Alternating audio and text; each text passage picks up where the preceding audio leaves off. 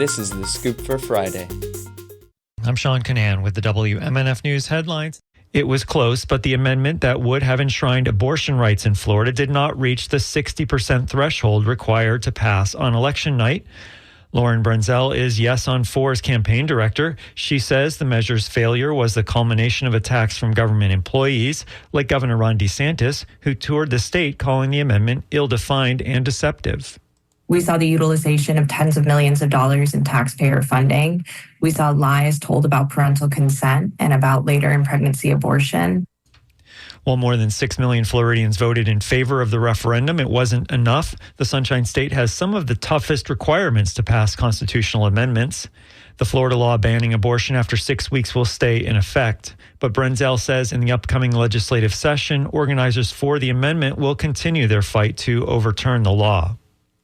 Florida Republicans had soaring success in Tuesday's election. They will remain in the supermajority in the state House.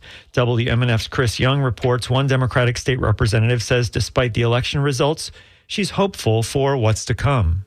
Democratic Representative Diane Hart, who won re-election this year for a district in Hillsborough County, will face a lot of opposition heading into the next legislative session for the State House of Representatives. We're going back to Tallahassee in a super minority position. Meanwhile, Florida Politics reports incoming Republican House Speaker Daniel Perez is restructuring the House, creating a, quote, leaner structure with fewer committee chairs. Hart says she hopes Perez's changes will bring more opportunities for bipartisan collaboration. My hope is that this is going to allow us an opportunity to work closer together. Because no matter how you cut this thing, we have got to work together in the Florida legislature to make life better for everybody. Next year's legislative session begins March 4th. Chris Young, WMNF News.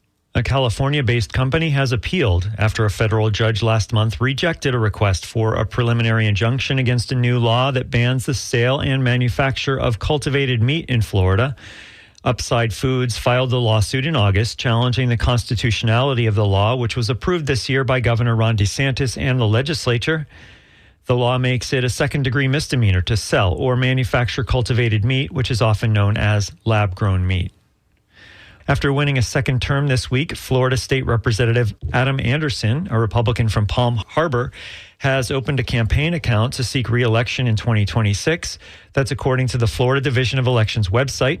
Anderson became the first incumbent House Republican to open an account for 2026, though 7 Democrats have taken that step. Also, 14 incumbent senators have opened accounts for 2026. The art focal point of the St. Pete Pier is coming down to see if it can be repaired. The bending arc sculpture by artist Janet Eckelman was damaged in this season's storms. The Tampa Bay Times reports that St. Pete's city development manager says there's a likely sustainable fix, but it involves bringing the web-like sculpture down first. The art cost more than $1.6 million to create and install. Are you looking for something unique to experience this weekend? The annual Flugtag event will be in Tampa for the first time in more than a decade. WMNF's Kylie Petrasic reports 30 teams are competing, including an all-women group. Red Bull's Flugtag, which is German for Flying Day, is returning to Tampa for the first time since 2011 on Saturday. Teams compete by pushing a pilot flying a handmade ship off of a 27-foot airstrip into Tampa Bay. The all-women group Disco Pirates crew will be in attendance. CEO and pilot Jeannie Yu says the event creates something beautiful and magical. I feel like being a woman in this case is kind of our superpower because they're not going to see what's coming. Organizers encourage teams to build airships out of floatable materials such as wood and foam. Yu says the Disco Pirates used PVC pipes and nylon to make their glider as light as possible. Each tiny mirror on the disco ball represents an individual reflecting their own unique light and potential. But when all these mirrors come together, they create something even more magnificent. An estimated 80,000 spectators will be in attendance at the Tampa Convention Center.